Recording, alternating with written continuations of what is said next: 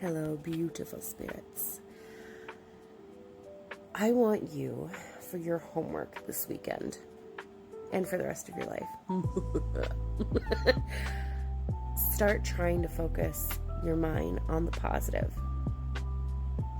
I know that's difficult. Trust me, I know that's difficult. But doing this is going to help make your life easier for you and for the people around you. If you're constantly thinking on the negative and you're constantly looking at the what ifs and you're constantly focusing on, let's say your boyfriend keeps leaving his socks on the floor and it's driving you crazy and you're mad, I think you need to stop and look at yourself and ask why you're driving absolutely crazy. Now, there are special circumstances where if he's intentionally doing it, and so on and so forth. There's always special circumstances. I'm talking about baseline.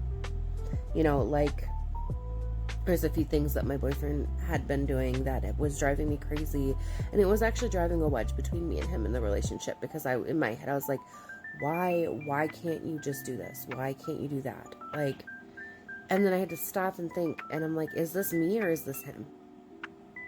And I have been really negative lately. I've been thinking about everything negative, oh, this isn't going right, and that's not going right, and, yada, yada, yada. And instead I noticed when I started switching my mindset around to, things are going right, and having hiccups like this is okay. It's not detrimental. It's a learning experience for both of us. And so I would sit there and I'd talk to him about it, and I'd be like, hey, I noticed this. What's going on with you? How are you feeling? And then he'd open up and say, I've just been really depressed lately, and I noticed a pattern. When he tells me he's been depressed, he starts forgetting to do obvious things that I know he's really good at doing. And, he starts doing these things that irritate me, but it's not because he's purposely doing it, it's because he's depressed. And he's stuck in his mindset too. And there's always got to be that balance in the relationship. There's got to be both giving and both taking. And we've got to understand our own trauma and triggers and our own thought process and see how we're thinking and projecting out, because that comes back in. And start figuring out a way to fix it.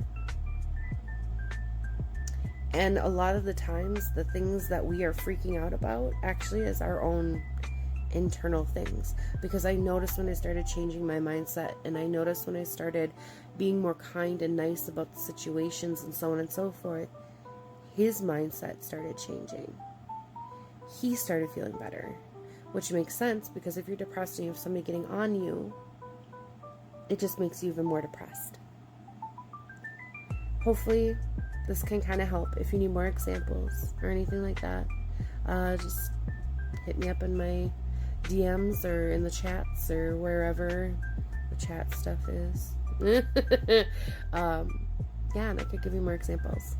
I hope this helps. Have a beautiful, wonderful, gorgeous day. Stay lovely.